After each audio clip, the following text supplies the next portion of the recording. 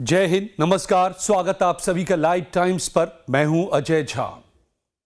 दोस्तों, Iran America के युद्ध के आखिरी नतीजे चाहे जो भी आए, लेकिन एक बात पर पूरी दुनिया में अब चर्चा शुरू हो गई है कि क्या ईरान ने इस युद्ध के जरिए 40 दिनों के भीतर अमेरिका की बादशाहत को हमेशा के लिए खत्म कर दिया है। जैसे कभी सुएज में डूब गया था ब्रिटेन का ताज, जिसके राज में कभी सूरज नहीं डूबता था, अब हॉर्मुज में अमेरिका का वही गुरूर चकनाचूर हो चुका है। आज से 100 साल बाद दोस्तों, जब इतिहासकार 2026 के इस साल को याद करेंगे तो वो इसे सिर्फ एक ईरान युद्ध के तौर पर नहीं देखेंगे, वो उसे उस साल के तौर पर दर्ज करेंगे जब अमेरिकी साम्राज्य का सूरज डूबना शुरू हो गया था। ट्रंप का ईरान की 10 शर्तों के आगे झुकना 40 दिनों की युद्ध के बाद कोई ये मामूली समझौता नहीं है।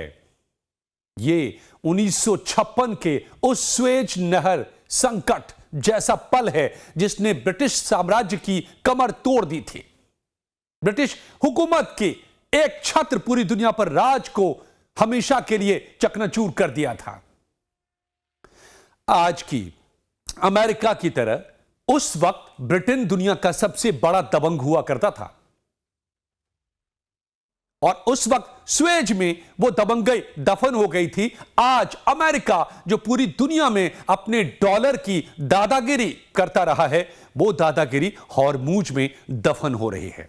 तो आइए समझते हैं कि कैसे एक रीजनल वॉर ने, एक क्षेत्रीय युद्ध ने पूरी दुनिया का चेहरा बदल कर रख दिया है, और क्यों अब यूनिपोलर वर्ल्ड का अंत हो चुका है। यूनिपोलर वर्ल्ड मतलब जब पूरी दुनिया में किसी एक देश की बादशाहत हो, जैसा कि इस वक्त तक अमेरिका कर रहा है। अब अकेले अमेरिका की चौधराहट नहीं चलने वाली है। ये ईरान ने 40 दिनों के युद्ध के बाद साबित कर दिया है। एक एक करके बात समझिए तो तस्वीर साफ हो जाएगी। मगर उससे पहले आपसे गुजारिश, अब तक अगर आपने चैनल को सब्सक्राइब नहीं किया है तो प्लीज इसी वक्त इसे सब्सक्राइब कर लीजिए। वीडियो पसंद आए तो इसको लाइक और शेयर जरूर कीजिए, और हमारे लाइव टाइम्स ऐप को भी डाउनलोड कीजिए। इससे सभी खबरें आपको अनबायस्ड ट्रू न्यूज हमेशा मिलेगी। कैसे ईरान ने अमेरिका की बत्ती बुझा दी है, इसको समझिए दोस्तों। इतिहास बना दिया है ईरान ने। 2 मिनट में मैं आपको जो इतिहास नया बन रहा है उसे समझने के लिए, जो इतिहास इसी तरह का बन चुका है, उस इतिहास के पन्ने में मैं 2 मिनट के लिए ले जाऊंगा। उसके जरिए आप इस वक्त के बन रहे इतिहास को समझ पाएंगे, क्योंकि वो इतिहास भी हूबहू ईरान अमेरिका के हालात जैसे हैं। बात 1956 की है, जब एक सुएज संकट शुरू हुआ था, सुएज क्राइसिस आया था, और यह इतिहास का वो मोड़ है जिसे समझना आज के ईरान अमेरिका युद्ध को समझने के लिए मददगार है। ये सुएज नहर 1956 में जो क्राइसिस शुरू हुआ, वो सिर्फ एक नहर की लड़ाई नहीं थी, बल्कि वो पुराने ब्रिटिश साम्राज्यवाद की मौत और नई सुपर पावर अमेरिका के जन्म की कहानी थी। समझिए दोस्तों, बहुत दिलचस्प है, और इससे आपको समझ में आ जाएगा कैसे इतिहास मोड़ लेता है एक छोटी सी घटना से, जो इस वक्त भी होता दिख रहा है। 1956 तक ब्रिटेन को लगता था कि भले ही दूसरा विश्व युद्ध खत्म हो गया, लेकिन दुनिया की चाबी अब भी लंदन के पास है। सुएज नहर ब्रिटेन के लिए और ब्रिटेन के साम्राज्य के लिए लाइफलाइन थी, क्योंकि उनका सारा व्यापार और तेल इसी रास्ते से आता था। और उसी दौर में क्या हुआ, मिस्र ने एक बड़ा दांव खेल दिया। मिस्र के राष्ट्रपति गमाल अब्देल नासिर ने एक साहसी फैसला लिया और सुएज नहर को नेशनलाइज कर दिया, राष्ट्रीयकृत कर दिया, यानी कि सरकार के अंदर ले लिया, अपने अधीन कर लिया सरकार ने। उन्होंने कहा कि नहर का पैसा मिस्र के विकास और असवान डैम बनाने में लगेगा, यानी मिस्र के डेवलपमेंट में लगाया जाएगा। लेकिन ब्रिटेन का तो सारा कारोबार यहां से चलता था, सारा तेल यहां से जाता था, तो जाहिर है ब्रिटेन चिढ़ गया। ब्रिटेन को थानेदार वाला गुरूर था कि हम तो पूरी दुनिया के थानेदार हैं, जैसे इस वक्त अमेरिका को है, डोनाल्ड ट्रंप को है, वही उस वक्त ब्रिटेन को लगता था। तो ब्रिटेन के प्रधानमंत्री एंथनी ईडन इसे बर्दाश्त नहीं कर पाए। जो मिस्र ने स्वेज नहर पर कब्जा किया था, टॉलरेट नहीं कर पाए। उन्हें लगा कि एक छोटा सा देश ग्रेट ब्रिटेन को चुनौती कैसे दे सकता है। जैसे अभी ट्रंप को लग रहा है कि ईरान कैसे चुनौती दे सकता है, ईरान को तो हम चींटियों की तरह मसल देंगे। 40 दिन पहले यही लगा था, 28 फरवरी के दिन जब रात के वक्त हमला कर दिया था, बातचीत के बीच में यही सोचकर कि ईरान एक चींटी है, अमेरिका एक हाथी है, जाएंगे और यूं मसल देंगे।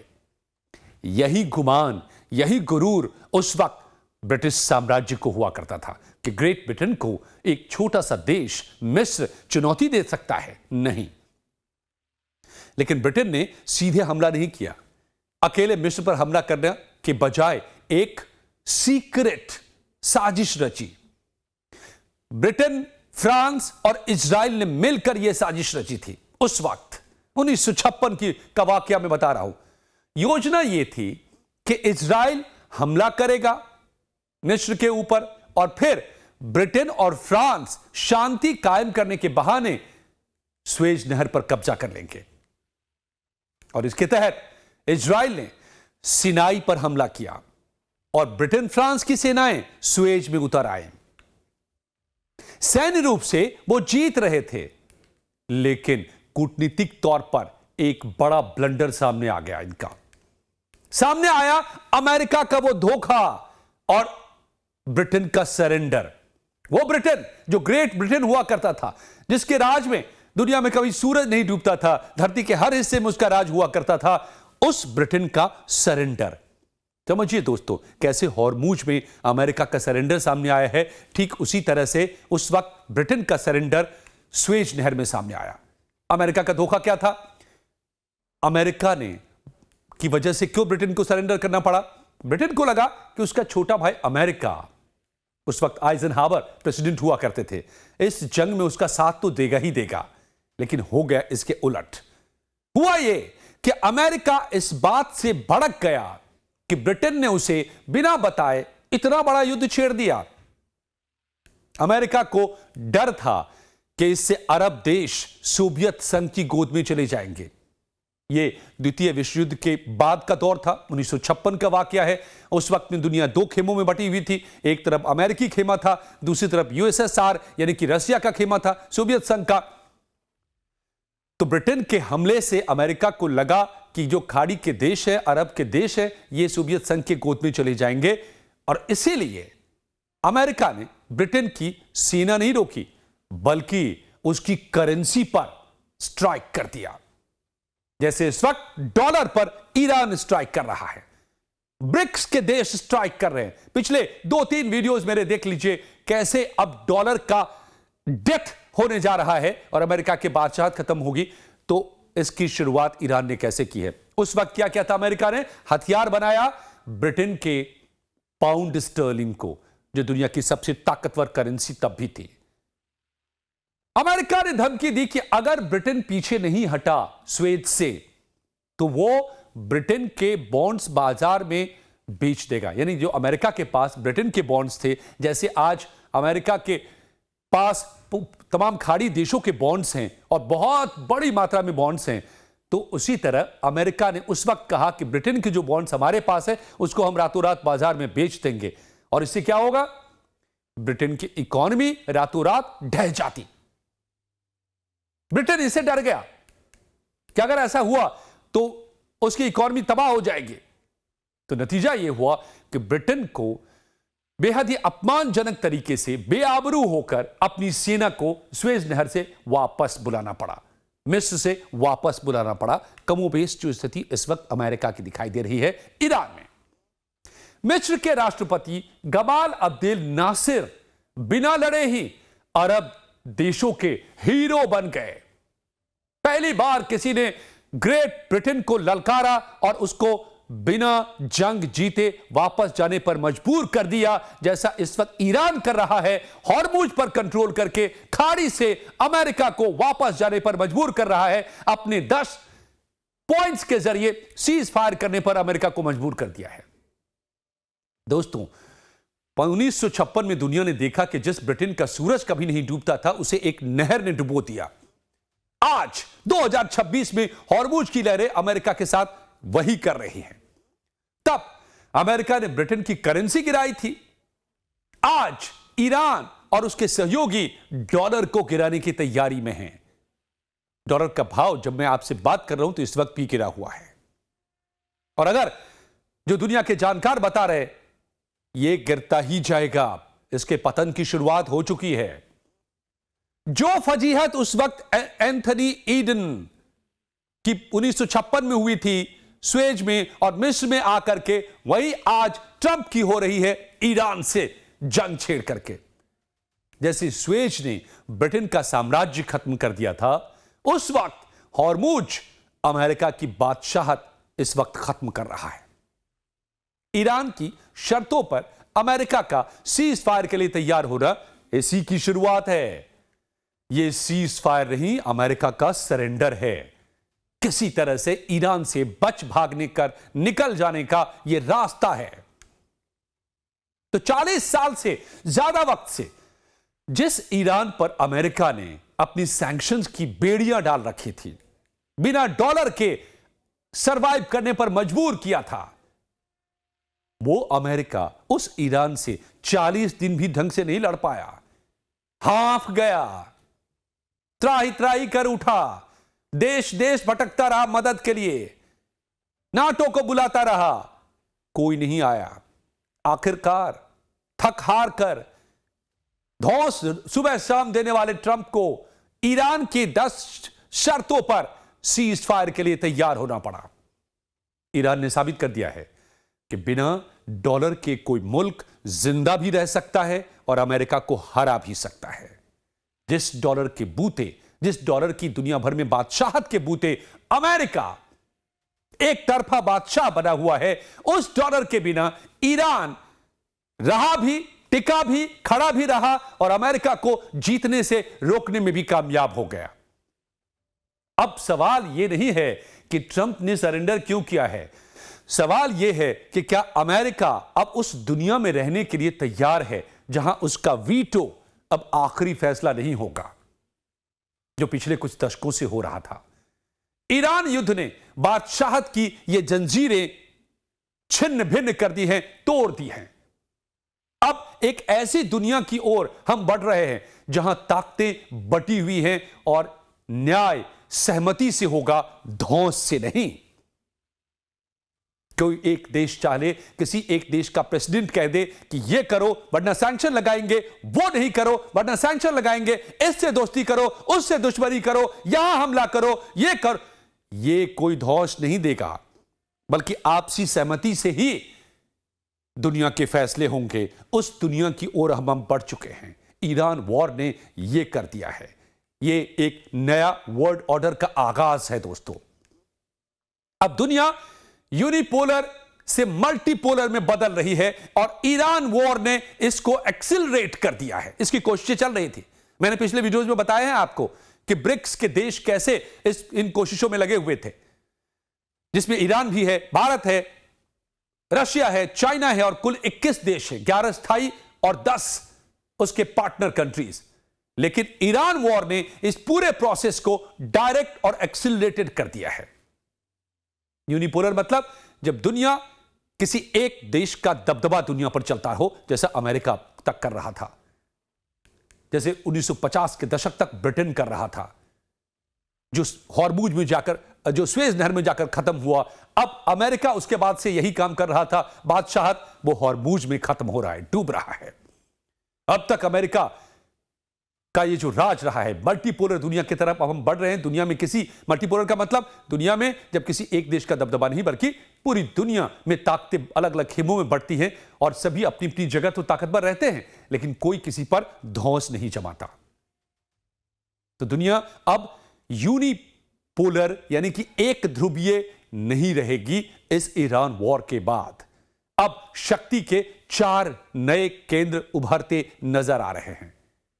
अमेरिका एक ताकत के तौर पर रहेगा, लेकिन अपनी जगह पर, पूरी दुनिया के दादा के तौर पर नहीं, बॉस के तौर पर नहीं, बल्कि कई खिलाड़ियों में से एक खिलाड़ी रह जाएगा। बहुत बड़ा बदलाव है दोस्तों। आज जो मैं आपको कह रहा हूं, आने वाले दिनों में, आने वाले दिनों, सालों, दशकों में यह तस्वीर साफ हो जाएगी। ये चीजें रातों रात नहीं होती हैं, लेकिन उस बदलाव को महसूस कीजिए जो ईरान वॉर ने शुरू कर दिया है। तो अमेरिका अपनी जगह पर एक ताकत रहेगा, लेकिन अपनी जगह तक सीमित रहेगा। ताकत चीन, जो आर्थिक और तकनीकी रूप से विकल्प बन चुका है, एक ताकत रहेगा। रूस भारत की जुगलबंदी, यह जो एक्सिस है, यूरेशिया यानी यूरोप और एशिया के केंद्र में एक नई ताकत जो अपनी शर्तों पर व्यापार कर रही है, डॉलर के खौफ में नहीं, जो पिछले दिनों हमने साबित किया है। तेल के मामले में आपने देखा होगा कि भारत ने अमेरिकी रोक के बावजूद ईरान से भी तेल खरीदा रहा है और रशिया से भी तेल खरीद रहा है। यूरोपीय ब्लॉक, यह भी एक अलग ताकत के तौर पर अब उभरेगा दोस्तों, जो अभी तक अमेरिका का पिछलग्गू रहा है। अब यूरोप समझ चुका है कि अमेरिका के भरोसे बैठना खुदकुशी करने के बराबर है। अपनी अलग सेना, यूरोपियन आर्मी की अब तैयारी कर रहा है। पिछले दिनों ये आवाजें उठ गई थी तभी जब ग्रीनलैंड का, डेनमार्क का मसला आया था। अमेरिका ने, डोनाल्ड ट्रंप ने उस पर कब्जा करने की कोशिश की थी, कहा था। उसी के बाद उठ खड़ा हुआ था पूरा का पूरा यूरोप, और फ्रांस के राष्ट्रपति ने तो साफ खुले तौर पर कह दिया कि यूरोप को अपनी सेना खड़ी करनी चाहिए। और इस युद्ध में हॉर्मुज खुलवाने के लिए बार बार डोनाल्ड ट्रंप के बुलावे के बावजूद किसी भी नाटो देश का नहीं आना, यह साबित कर गया कि नाटो अब अमेरिका के भरोसे नहीं बैठने वाला। अमेरिका धमकी देता रहेगा, डोनाल्ड ट्रंप धमकाते रहेंगे कि हम नाटो तोड़ देंगे, हम नाटो से अलग हो जाएंगे, हम ये कागजी शेर है। जितना कहना था उनको सब सुना दिया, लेकिन कोई देश हिला तक नहीं। इसके बड़े मायने हैं। यानी अब यूरोप तैयार है नाटो की छतरी के बिना अपने बूते आगे बढ़ने के लिए। यानी यूरोप भी एक अलग पावर सेंटर बन के उभरेगा। और अमेरिका की बादशाहत का जो सबसे बड़ा हथियार रहा है उसका dollar, international trade, petro dollar के जरिए इस युद्ध में ईरान ने एक और खौफनाक हकीकत सामने ला दी है कि डॉलर अब भगवान नहीं है। तो क्या है, क्या हुआ है? क्रिंक का उदय, CRINK, मतलब C China, R Russia, I Iran, K North Korea, यानी NK नॉर्थ कोरिया। चीन, रूस, ईरान और उत्तर कोरिया ने मिलकर दिखाया है ये वो कंट्रीज हैं जिन पर लगातार अमेरिका सैंक्शन लगा के रखता रहा है, बिना डॉलर के उनको जीने पर मजबूर करता रहा है। लेकिन अमेरिकी पाबंदियों के जाल को कैसे काट सकते हैं, इन देशों ने अब साबित कर दिया है। जनवरी 2026 में भारत के RBI ने ब्रिक्स की साझा डिजिटल करेंसी का प्रस्ताव रखा है। भारत इस वक्त RBI ब्रिक्स का अध्यक्ष भी है। ईरान युद्ध ने अब इस प्रक्रिया को, जो भारत ने प्रस्ताव रखा था जनवरी में, 10 साल तेज कर दिया है दोस्तों, एक्सिलरेट कर दिया है। इसका मतलब यह है कि जब तेल का व्यापार डॉलर के बजाय यूनिट में होगा, कोई डॉलर की जरूरत नहीं रह जाएगी, एक अपना यूनिट होगा, डिजिटल करेंसी और सीधे डायरेक्ट लेन देन होगा इन तमाम कंट्रीज के बीच में जो ब्रिक्स के हिस्सा हैं, तो अमेरिका की इकोनॉमी ताश के पत्तों की तरह ढह जाएगी। अमेरिका दशकों की मंदी की तरफ बढ़ जाएगा। डॉलर का डिमांड इतना कम होगा कि उसको झेल नहीं पाएगा अमेरिका। महंगाई इतनी बेतहाशा बढ़ेगी अमेरिका में। इसकी शुरुआत इस युद्ध ने कर दी है। जो मैं लिख रहा हूं कि ईरान ने दुनिया बदल दी और अमेरिका की बादशाहत खत्म होगी, उसके ये तमाम जो फैक्टर्स हैं समझिए। एक तो पॉलिटिकली अमेरिका साबित हो गया, इकलौता अकेला देश रह गया हॉर्मुज में जाकर, और हॉर्मुज को बिना खुलवाए, ईरान से बिना जीते, अपने एक भी टारगेट को, जो युद्ध छेड़ा था, जो हमला किया था, उसको बिना हासिल किए अब मुंह दबाकर यहां से भागने की तैयारी में है ईरान की शर्तों पर। पॉलिटिकली तो ये डेथ ऑफ अमेरिका सुप्रीमेसी हो गई, और इकोनॉमिकली डॉलर का प्रभुत्व कैसे खत्म हो रहा है इसको हम समझ रहे हैं। हॉर्मुज में जारी तनाव के बीच में INSTC यानी international north south transport corridor, ये तीसरा फैक्टर मैं बता रहा हूं, इसकी भी अहमियत लोगों को समझ में आ गई है। ये एक कॉरिडोर है जो इंडिया, खाड़ी के देशों और यूरोप को जोड़ता है। इसकी अहमियत अब खुलकर सामने आ गई है। यह मुंबई को ईरान के चाबहार के जरिए सीधे रूस और यूरोप से जोड़ता है। तो फायदा इसका, यह रास्ता न केवल रास्ता है बल्कि इस रास्ते में अमेरिका की नेवी का कोई वजूद नहीं है। भारत इस मल्टीपोलर वर्ल्ड का सबसे बड़ा बैलेंसर बन गया है। इसके पास रूस, अमेरिका, ईरान तीनों से बात करने की ताकत है। और यह जो कॉरिडोर मैं आपको बता रहा हूं, India through gulf countries, Iran से होते हुए रूस और यूरोप तक जाता है, यह एक ऐसा कॉरिडोर अब बनने जा रहा है। इस पर ऑलरेडी काम चल रहा था, लेकिन अब दुनिया को समझ में आई है कि बिना अमेरिका के जीना है तो आपस में सब मिलकर के व्यापार करो, आपस में सब कारोबार करो, अपनी अपनी करेंसी में कारोबार करो, डॉलर के प्रभुत्व को गोली मारो, अमेरिका की दादागिरी को गोली मारो। तो यह रास्ता अब बहुत अहम होकर उभरने वाला है। तो मतलब साफ है, अमेरिका की दादागिरी से परेशान दुनिया जो इससे बाहर निकलने के लिए चींटी की रफ्तार से आगे बढ़ने की कोशिशें कर रहा था, ईरान युद्ध ने उसे एक झटके में कर दिखाया है। इसकी शुरुआत कर दी है विद अ बिग बैंग। और बहुत जल्द दोस्तों दुनिया अमेरिकी डोमिनेंस से बाहर होगी, इसकी शुरुआत हो गई है। इस युद्ध ने साबित कर दिया है कि अमेरिका लगभग 5 दशकों के 50 सालों में भी बिना डॉलर वाले ईरान को न झुका सका, न हरा सका, और तो और अपने खाड़ी के दोस्त को भी ईरान से पूरी तरह नहीं बचा सका। जो पेट्रो डॉलर का सिस्टम बन गए थे, सिस्टम का हिस्सा बन गए थे अमेरिका के साथ, अमेरिका को ताकत दे रहे थे, इस वजह से कि उनको एक छतरी मिल जाएगी बचाव की, नहीं हो पाया। और यही वजह है कि यूएई जैसे खाड़ी के देश अमेरिका से खार खाए हैं, सीज फायर तोड़ने पर आमादा हैं। तो फिर अमेरिका की किस बात की दादागिरी? समझिए, राजा रजवाड़े कैसे खड़े हुए, ये शहंशाह कैसे खड़े हुए? वो लोगों को दुश्मनों से बचाने का वादा करते थे, कहते थे तुम मेरे साथ रहो, मुझे तुम टैक्स दो, कर दो, इसके बदले में मैं तुमको बाहरी हमलों से बचाऊंगा। लेकिन अगर राजा न दुश्मन से बचा पाए, बाहरी हमलों से सुरक्षा न दे पाए, तो ऐसे राजा का क्या काम? और यही हाल अब अमेरिका का ईरान युद्ध के बाद है। तो क्या आपको भी लगता है दोस्तों, ईरान ने अमेरिकी बादशाहत को खत्म करने की शुरुआत कर दी है और अब यह प्रोसेस रुकने वाला नहीं है, और अमेरिका की दादागिरी पूरी दुनिया पर जो चल रही थी वो हमेशा के लिए उसका अंत शुरू हो गया है? बताइएगा अपनी राय हमें दोस्तों, और यह जानकारी अच्छी लगी हो तो प्लीज इसको लाइक और शेयर जरूर कीजिएगा। धन्यवाद, शुक्रिया।